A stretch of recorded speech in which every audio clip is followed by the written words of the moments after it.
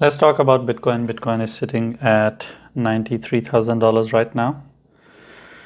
I'll show it to you in a second. And we have seen some action in Bitcoin, both upward and downward by $2,000, but that hasn't changed the overall narrative. It is sitting at 93,400 right now. And if we talk about the peak that we have seen with Bitcoin is still what we saw yesterday, the 94,696. That's pretty much the peak. Today we are seeing that it is trying its best to hold above $92,000. Not that it matters. What matters is the $90,000 area, but it is trying its best to hold above the area of $92,000 and is not breaking below. Even if you look at it on 4 hours, it is holding this area. Now from here things can become interesting in a sense that we have one top. If it comes around and touches this area again of $92,000, this will be one top, then second top. This is a bearish structure, then we will shoot down. Now the shooting down unfortunately is not going to be that orgasmic.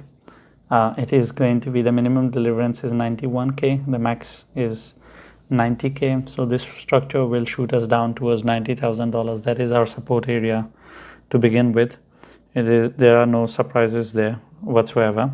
As long as $90,000 hold and we don't close 2 daily candles below it, we expect it to go and hit that 97,300 as which is our first target. Not first target, from here it is our first target, and it is kind of my final target for the month of April anyway. But if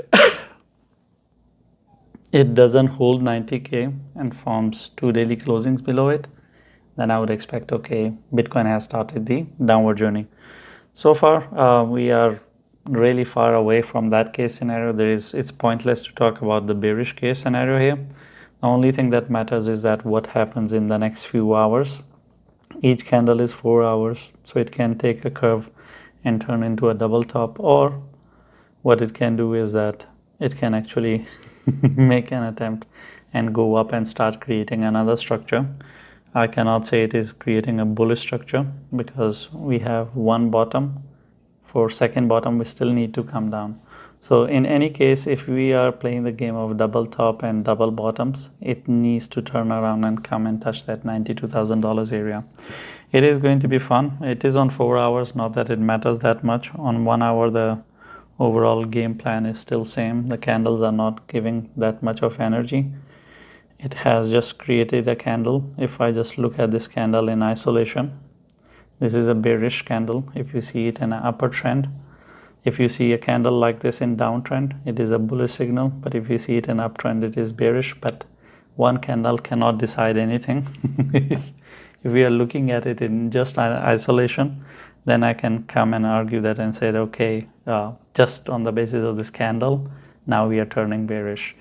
But overall perspective, if we look at Bitcoin, the game plan has not changed. As long as $90,000 is intact, we expect to go and hit 97,300. If we lose 90k, then we have now 2 levels to hold, 85 and 81,500. After that we can talk about $70,000 right away and below areas. But if we are not going to go there, I don't think it's pointless to get bearish. All we need to do is see what does Bitcoin do to the area of $90,000. But if you're looking at it from very short-term perspective, like what happens in next 12 hours, see what it does to 92k. If it closes 2 candles below the area of 92, it is shooting down towards 90k. That will confirm. But that is a very short-term perspective in case you are intrigued. Thank you for watching the video. If you have any questions or I have touched on a topic and you expect me to explain a bit more, I'll try my best to explain that to you in the comments. Leave a comment, and I'm not going to tell you to like and subscribe, because if you're not interacting with the video or if you're not subscribed, you're not going to see all the 10 videos that I make every day. You're going to miss out on it, and I think you are educated enough to understand what to subscribe and what not to, because if you want to miss out on it, then why not? It's for your own good, and you should know better what is good for you.